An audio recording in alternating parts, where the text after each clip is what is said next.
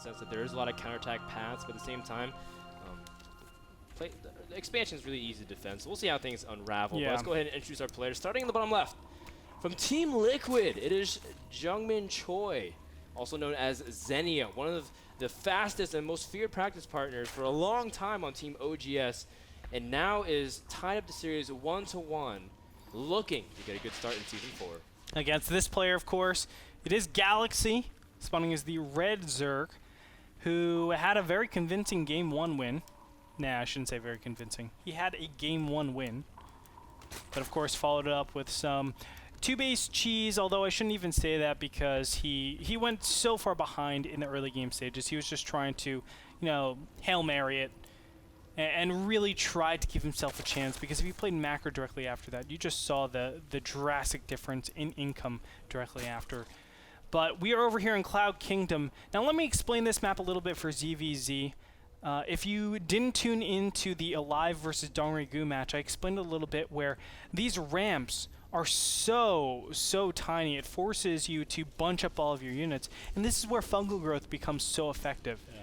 And because of that, we don't really see a ton of aggression in the earlier stages, especially with the Queen range and, you know, Zergling Baneling, how effective it is defensively. You don't see early game pressure.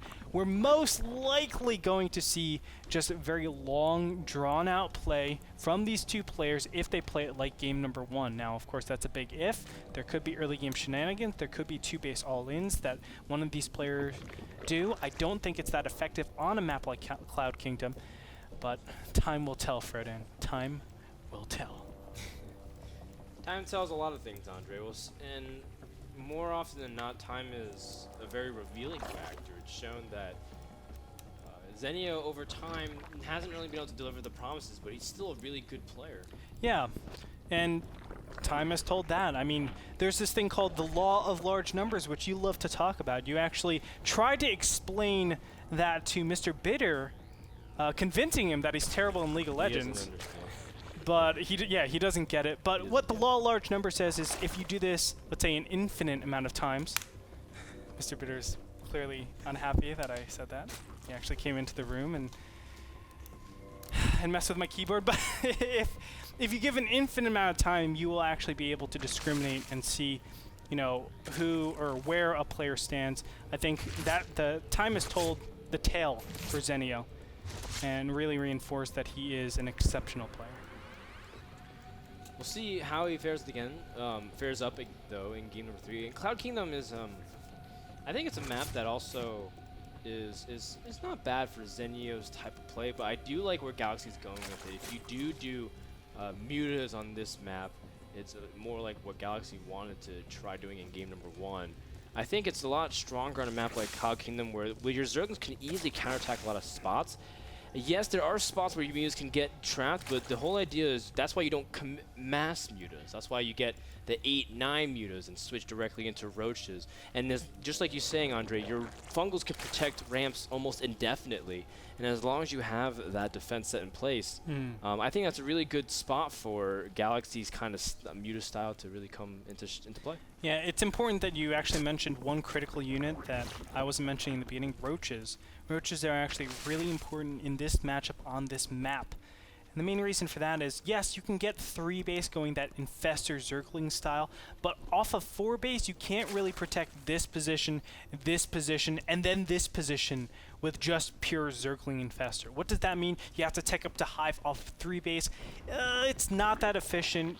Only the cream of the crop, I think, can pull that off. People like Scarlet, Dongregoo, you know, people that we've seen that before, but I think practically it doesn't work as much if you're discriminating against the top players. But roaches are a necessity to actually take a 4th base, because then you can actually defend all your locations pretty efficiently.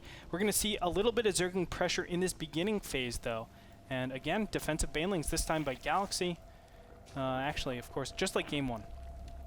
Yeah, almost completely identical, although there's only one Evo Chamber from Galaxy thus far. You can see he is making banelings ahead of time, just trying to sit back, bringing down his second queen as well, so he's taking this very seriously.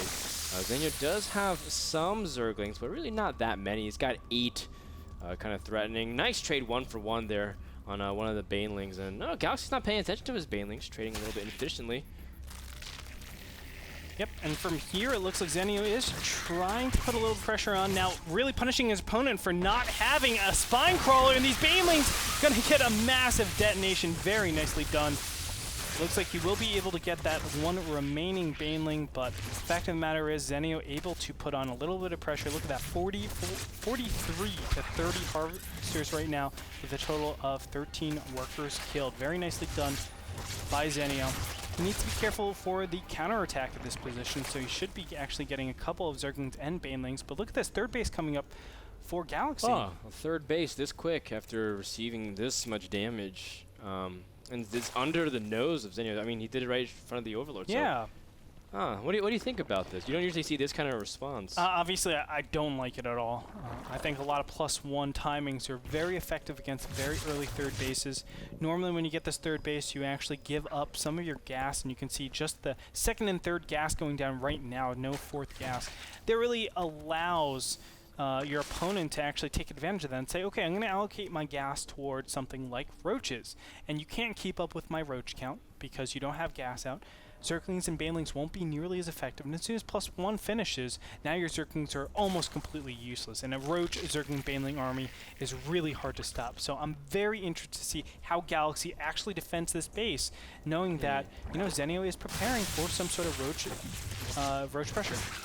Well, it looks like at this point we just see very standard transitions from both players. Zenio, of course, like you were saying, Andre, before the match, a very Roach-based standard ZVZ style, not trying to deviate too much, just relying purely on his mechanics. But we don't see any kind of deviation from Galaxy either. Galaxy is going also for Roaches. It's very interesting that Zenio has chosen not to actually put on any pressure. I really feel like this would have been so advantageous for him. Gliori Constitution slightly ahead of his opponent. The fact of the matter is, I mean, the Roach count should just be higher. And yeah, and Galaxy caught up in workers. A huge amount of supply, though, is in Zenio's Roaches that will pop, and he does have a nice, comfortable Roach advantage, but I guess at this point, since it takes too long to traverse the map, Zenio might feel like by the time he gets the Roaches over there, he won't do anything. Yeah, very, very possible that that's the case. But for now, I mean, Cloud Kingdom, it's going to facilitate infestors, as I was saying, in the beginning stages. Of course, we haven't gotten there yet. That's why it's a little bit more volatile in this early game stage. But as soon as infestors actually pop out, you're going to see these players just sitting back, and we're going to have another Ohana game. Yeah, looks like we're going to see a lot of passivity, and especially with infestors going to be out into the field in just a minute or two, it's going to be extremely hard to attack, again, up the ramps or even within the tight corridors. Zenio moving out, though. And we'll see how it ends up faring against Galaxy. He does have a Spine Car kind of getting into position, which does add a significant DPS. Also has a Queen in the fray as well. Zenio going immediately for that hatchery, a very nice target, but can't throw away too many roaches, has to kind of counter-engage as well. You can see Zenio's going straight for the punch, Andre. Is this the right move? I don't think so. I mean, the reinforcements are so accessible for Galaxy. I think just pressuring a little bit, not really pushing forward too much, especially knowing that your opponent has Gliori Constitution, they can kick back and really start to churn out those roaches and get them there faster. I think Zenio really, really blundered there. Even targeting down the hatchery was incorrect. Taking out drones would have been a much, much safer and more efficient way to actually progress through that attack. But here we go. The counterattack is going to come out here. And we should see, if Galaxy is playing this right, he should only be harassing, taking out queens, pulling back. That's it. He shouldn't really be committing too far in, just because, again, reinforcements. Yep, and he does pull back, snipes a queen or two. He's going to get or two. There is. Two it is. And says, I forgot one. And he came back. It's one of those things where, like in the movies, where the guy leaves and you think that he's about to survive, but he comes back. Gonna finish what I started. Galaxy is still down in supply, but I mean, that's because Zenio just has so many roaches compared to his opponent. And as long as you can get out the infestor counts, which is starting for both players, you'll still be a comfortable position. And Galaxy just kind of has to always play with that mentality of bluffing with more than he actually has. Zenio doesn't have that much vision on his opponent, and this is the stage of ZVZ where you kind of play a little bit more blind, but Zenio doesn't know his opponent's been on the, like, getting away with playing super greedy. Like, he's actually ahead in drones. That's like a testament. Yeah. Man, it's just going to be like Ohana. Man, Galaxy would be such a sick poker player. He's like selling everything. He's selling so much He's more selling than what he actually aggression, can do. he's selling... Yeah. Well, he's not really selling economy, but he's selling so much aggression. He's over-droning over his opponent. That's crazy. It's so fun to see a Zerg that can get away with that and be able to play with information that well. At the same time, Zenio's doing like the safe option. He's trying not to overextend too much. Other than his Roche attack at the 30, he's just trying to take the more precautionary measures. He does have +2 a lot further than his opponent and other things like a Burrow as well as Carapace upgrades, but still, he's playing a little bit too safe, and I think he needs to try to toy with more information. He sees a 4th attempt by his opponent, and he responds with his own 4th. But at this point, he's playing to the pace of Galaxy and not vice versa. Which is weird, right? We normally don't see that at all. I mean, obviously, Zenio is the much more seasoned player, I would say, over Galaxy. Seeing as, of course, he's been in a lot more high-profile tournaments than his opponent. But Galaxy keeping up quite nicely, and he is actually going Zerglings, a ton of Zerglings, of course, and then Infestors. So he'll really try to get that Infestor count out as much as possible. Right now, he does have a slight lead in those Infestors.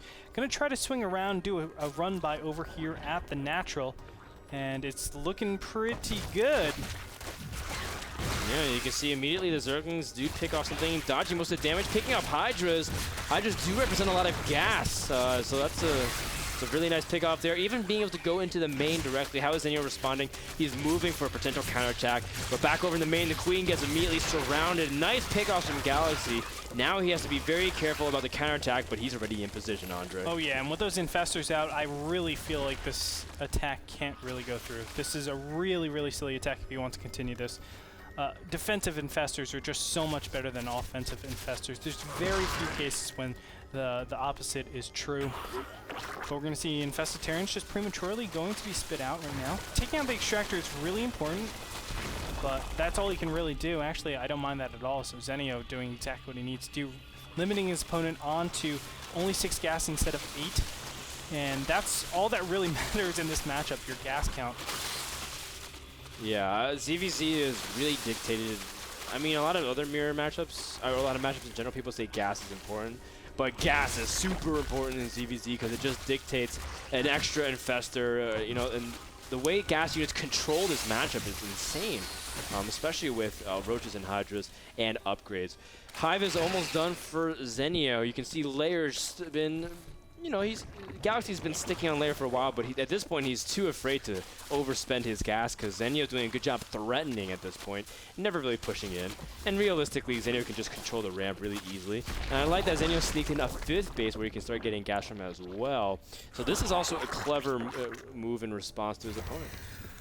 I've honestly never thought about doing this. Zenio is showing me a new way to actually play this matchup on Cloud King. This is so intelligent, just denying the Extractors. I'm like blown away.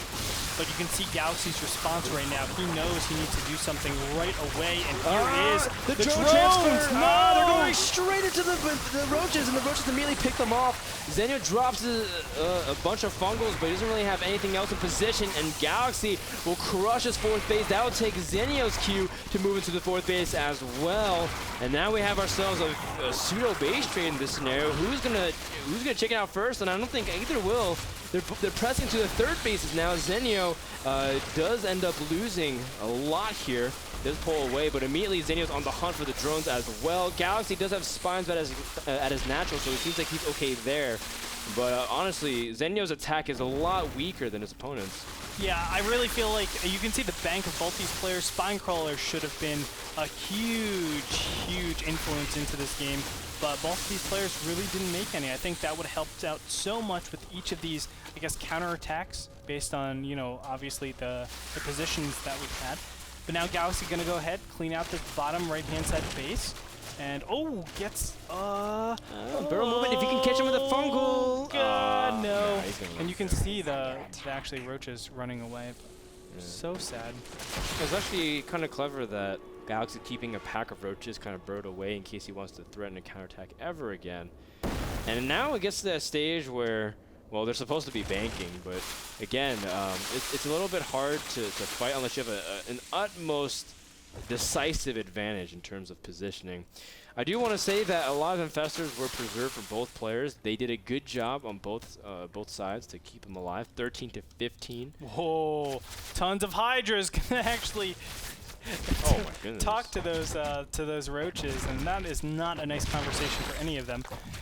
Roaches going to get into the natural somehow. I have no clue, but those roaches on the bottom right-hand side now going to be taken out after they try to run by. Of course, not going to be successful.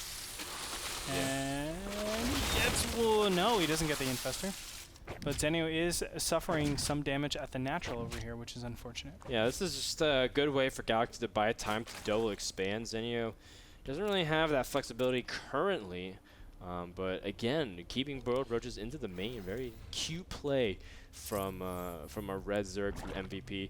Now MVP's Galaxy is centering all of his attention around the third and the fourth, which is extremely crucial because now both players are going to be mining out of the first two bases, Andre, and it's going to start transitioning away. But they have to be very mindful of the counterattack of that natural ramp. Ooh, bottom right-hand position, big around infested Terrans popping out here. This will surely kill this base. That's going to cue Zenio to actually attack. He has no choice. As you can see, the infested Terrans are just too much. Nice burrow, actually, just retaining as many units as possible. How does Zenio actually react to this? Now, what can happen is Galaxy actually doesn't defend this fourth base at all. He can drop back all the way to the third base, knowing that his opponent still needs to actually commit. So because Zenio is pretty much income-less. He doesn't have anything, and also Zenio has a lot more Hydra, so he doesn't want to actually engage just yet.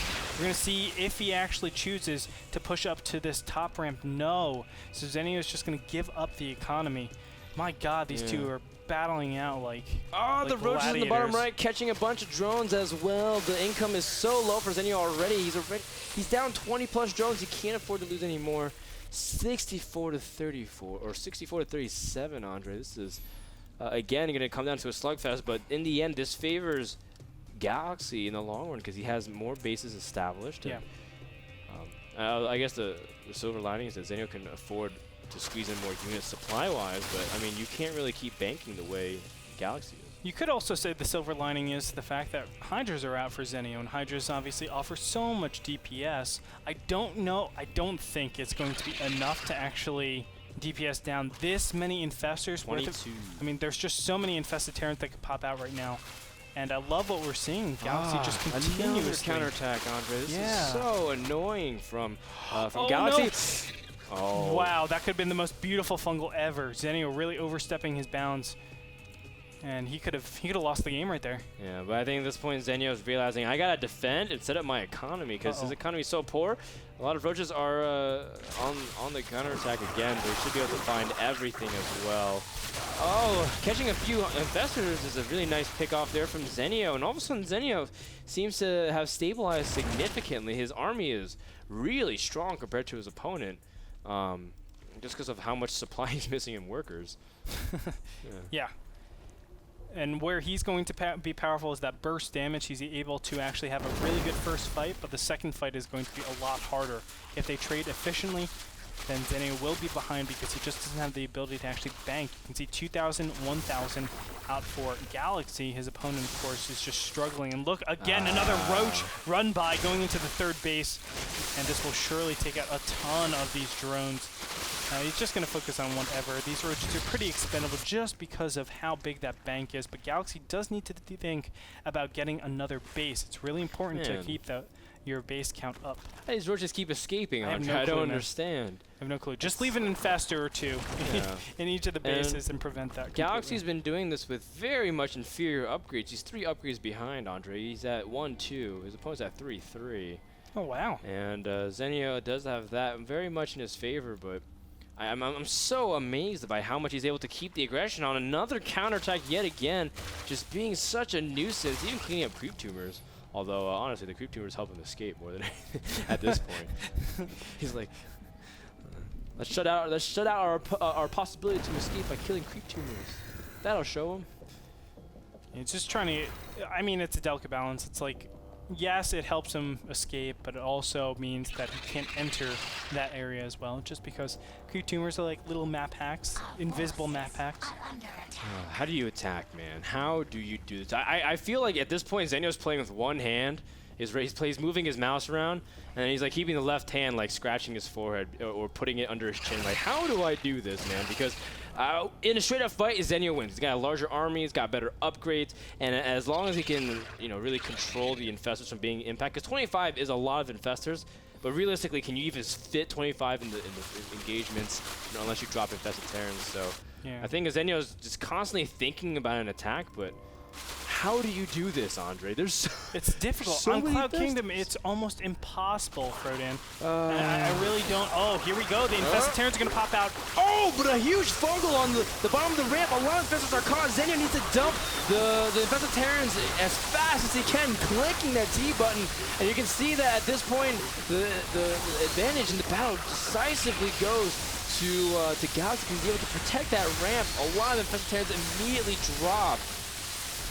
What poise. Wow. What poise coming out from Galaxy. I thought that was a position where Galaxy was actually going to lose a lot more, but he was continuing the fungal growth, making sure everything was locked down. Those Hydras actually die in quite a few hits. I think it's 4 fungals. That's all you need. He made sure everything was locked down. They slowly died, and that's all she wrote. And look at the infestors. They still have so much energy, so they can probably go ahead and deny this 4th base. Zenio is on the brinks right now. He doesn't have a lot of options because he needs to remake the infestor count, the Hydra count, the Roach count. That's a lot of gas to actually invest in. And in the meantime, of course, our Zerg hero over here, Galaxy, he can just go and go Broodlords, go more infestors, play Dark style. LOL. Yeah, the Hydra count was so much in favor of Zenio. The upgrades were very pretty. There's a 3-3 against 2-1. But at this point, Galaxy is just taking more and more ground, catching another infestor, a nice pickoff. Every single piece of gas is so valuable for Zenio because he's running very, very low on power at this point. You can see the income tab, 54 workers to 34, but maybe not necessarily in minerals. Actually, no, he's in the middle of expanding. That's why a lot of the drone patches are actually bunched up as a third. So Galaxy is also starving for resources. I didn't realize how much he was hurting for economy either. This is a very low eco game. Weird to say that, right? Such a weird thing to say when any Zerg's matched up. But and I'm sorry, I misspoke. It's not 4 fungal growths. It's only 3 fungal growths for a Hydra. Just going back to that. Well, the more you know, earlier. Andre. The more you know. Something that's kind of cute that power. I like what both players do is try to keep like a changeling on their opponent at all times. Scouting their opponent's unit composition positioning is so key. And that's why Galaxy just seems to be in the right place at the right time. A lot of people are like, wow, this is so boring. But at the same time, it's because Galaxy keeps such good tabs. He's got changelings everywhere. He sees the army movement. He knows where Zenio is at all times. And Zenio can't do anything as a result of it. This is just a really smart play from Galaxy. Yeah, going ahead and taking out these burrowed roaches. I mean, I'm surprised we don't actually have more stabilization from both these players. I know counterattacking options are very, very prevalent, but normally you will see spine crawlers actually just lining up this area over here, even though we've been in low econ, just to make sure you're solid on that section and focus all your army over here. And same thing, you just line up spine crawlers, focus all your stuff over here, and these harassers really will never work if that happens. Of course, both these players aren't really doing that, so they're giving each other the ability to actually do these counterattacks back and forth, back and forth, back and forth. Yeah. But that's why we have such a delay in Broodlord tech or some sort of ultra tech, or probably not ultra tech, but some sort of hive tech. And really staying on Roach Hydra isn't the best way. Still, both these players have a chance, especially with the power of fungal growths on these ledges. I mean, so much stuff can happen. Yeah, and now it's starting to get to the point where they need to start expanding a little bit more aggressively because their main gas geysers have been exhausted. Their natural gas geysers have been exhausted. Pretty soon, their third. Oh! A big fungal attempt here from Zenio. Yeah, this is it. One more fungal needs to go down. And there's a bunch of them goes. Oh, there's another one. Beautifully done. This is what I'm talking about. The power of fungal growths. I just said it, Frodan. Man. And just like that, a ton of infestors die for Galaxy. Huge. That's exactly what Zenio needed. The plays, man. Big plays from Zenio. And all of a sudden, the infestor count has leveled up pretty significantly. It was about 30 to 15, and now 60 to 21. Zenio all of a sudden realizing that there's hope. That was the breath of hope that he needed, but at the same time, he's still pretty limited. He's even supply capped at this point. He needs to be able to pump out a few overlords, but every mineral is so valuable. And both players' drone counts have relatively lowered as well. I don't know what's going to happen here, Andre. The infestors also catch a bunch of roaches at the ramp. Huge fungal again. But, oh, wow. Galaxy's not turning away, man. He really wants to trade out some of these roaches. Oh, my. And the roaches are going to get into such a great position. 100% of the time, they will do damage. In the meantime, probably infestors will start mobilizing to the 4th base. I can see that on the minimap right now. And that's just to take advantage of the position advantage that Galaxy has. Of course, these roaches need to be dealt with. That means a lot of units are going to be taken out of position, and that opens up position for this 4th base to really be harassed hard. Yeah, but at the same time, Zenio can't even get up his ramp. He's forced to fight at the bottom of it, giving more longevity to the army. A lot of infested Terrans at the 4th base. Zenio needs to react. He has so many infestors there. The infested Terrans are targeting down some of the units, but emergency fungals by Zenio. And I don't know who's infested Terrans or who's Andre, but I do know that Zenio's losing a lot of his economy. Yeah, he needs to fungal those down if you actually want to remove them. There it is. He is going to win that engagement, lose the bottom right. Wow. You can see the bottom right-hand position is going to die. But Andre, during this whole time, Zenio also did infested Terran drop to his opponent, and now Galaxy's down to 8 drones. Wait, and what? Yeah, he did it. He dropped the top left as well with his infestors, and now the bottom right's being sieged.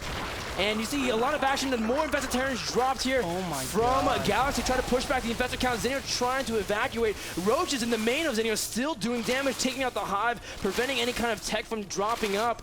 And you can see that at this point, Galaxy still trying to roam and drop more infested Terrans with his infestors, but he's still trying to buy time here. Zenio's attention being pulled back to the main, but over at the 4th, Andre, he's going to drop more infested Terrans. Oh my gosh, the roaches will take out the Hydra Den now. Here we go.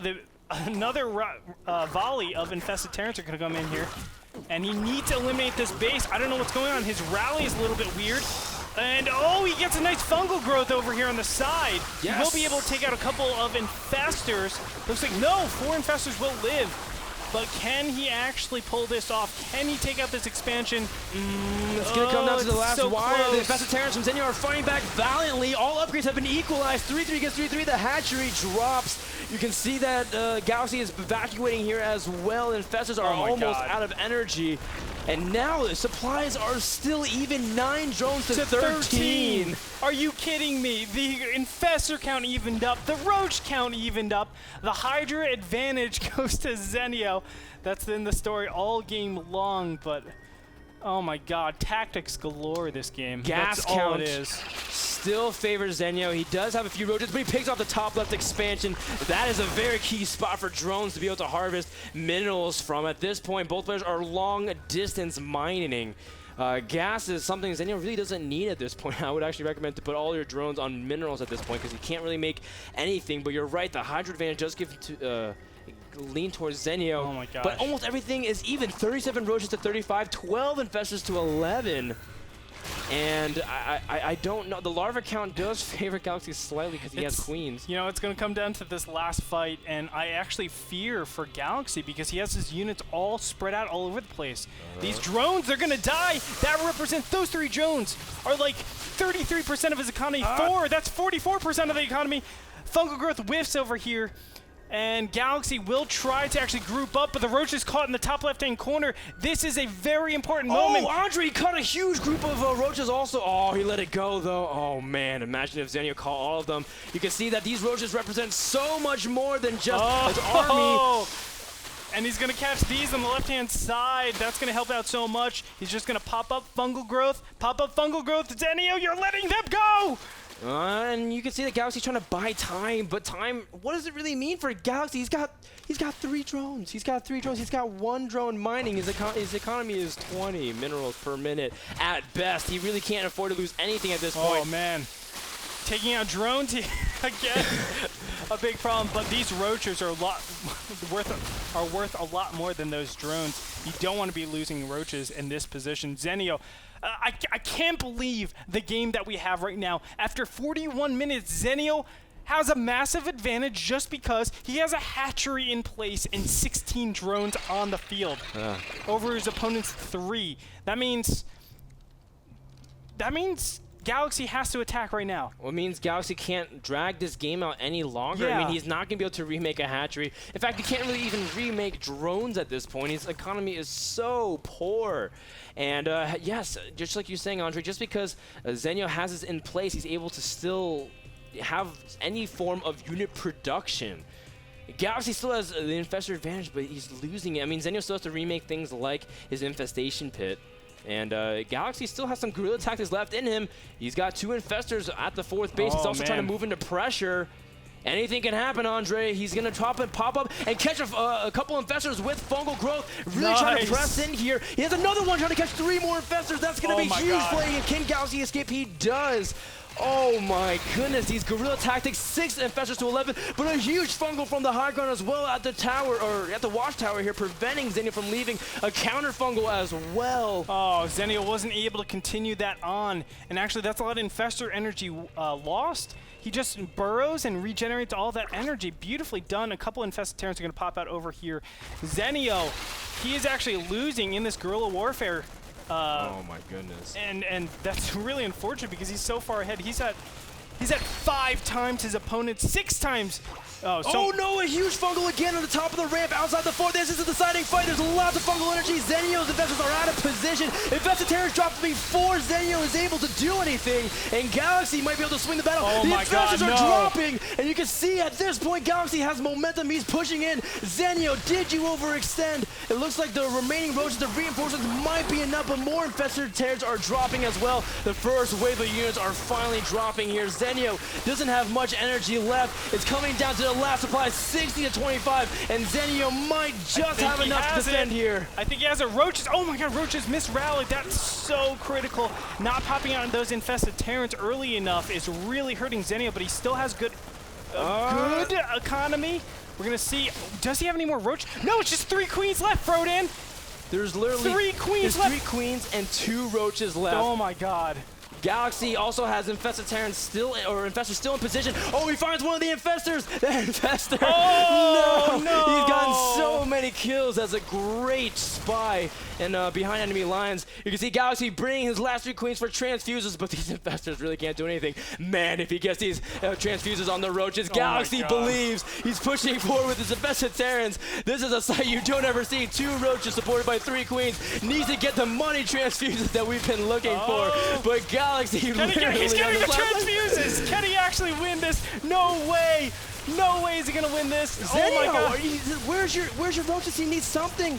He needs something. No. He's coming down to the last. These 2 roaches. No. These 2 roaches have 4 kills, 1 kill, and the queens are backing up. They run out of energy. Yeah, there's roach reinforcement for Zenio. He's gonna win this game after. The hatchery drops behind. Oh my god. The hatchery drops, Andre. It doesn't matter though. There's nothing else. There's no more income. Galaxy is gone. He's spent. Zenio, with his critical 11 harvesters, is gonna win the game for him. 11 harvesters. Are you kidding me? But we said that. We said that 5 minutes ago. But GG, Galaxy taps out. No, don't camera 1 right now. Go to camera 4. Go to camera 4. Go ahead. Boom. What a game. What a series. Zenio. Man, why do you keep producing some of the sickest ZVZs NASL has ever seen? This was, I mean, it was, okay, let's be real, man. The first 30 minutes was like, I can't attack. Will I try to attack? No, it's not going to work. And then madness. Transition into chaos. Transition to everything dies. And I got to give so many props to Galaxy, though, man. How did he hang in there? He almost made 2 roaches and 3 queens take on 10 infestors and 10 roaches. Galaxy was ahead for 80-90% of that game. It was crazy. In the beginning, okay, I shouldn't say that. Maybe 70% of the game. In the beginning phases, he was behind, right? He took that early third base. He was under a little bit of pressure. He tried that counterattacking stuff, but he was behind in that early game stages, especially with that Baneling hit. But as the later stages developed, he was able to have the more efficient armies. He was able to have higher infestor counts, really, really good infested Terran control. But it was just that one infestor battle. That one infestor battle where he lost like everything. He 10 infestors. Maybe, no, more than that. 14 infestors. I mean, he tried doing the same thing as Zenio as well. Zenio lost 3-4 right before that last fight. And man, I mean, you know what's also crazy and blows my mind is that that Galaxy lost one of his queens that had like a lot of energy left, so he could have kept the transfuses going. And I mean, if he sniped the drones, sniped everything, and kept his infestors alive, who knows what could have happened? It could have been a 2-drone versus 2-drone battle. Lauren Lays, what are your thoughts? Oh my gosh! I mean, that is exactly why I like reigning champions, because they can come back with absolutely nothing and just take over the game. That was so. I don't even know what happened there. We don't how, either. I mean, that didn't make sense. To be fair, we're not going to act like that was. None of that made sense, but it was amazing and it was awesome, and that was just awesome. That was cray. It was excellent. I can't think. Thank you, Lauren. I can't think of a better way. Cray, Dan. Cray. I can't think of a better way to close the night, guys. That was fantastic, guys. Of course, if you're tuning in and you just missed that series, too bad. You guys have to catch it onto our VODs, especially if you're a subscriber. Yep. The other series of the day, TLO versus Naniwa, is not happening because Naniwa got the walkover due to scheduling issues, and Puzzle has not been feeling well. We wish him the best of luck for his health. But that match will be rescheduled against Puma for a later date. That being said, ladies and gentlemen, I hope you guys enjoyed that. We're going to go to a short commercial break. When we come back, some closing words, thoughts for the day, sponsor lists, the whole shebang. See you guys in a bit.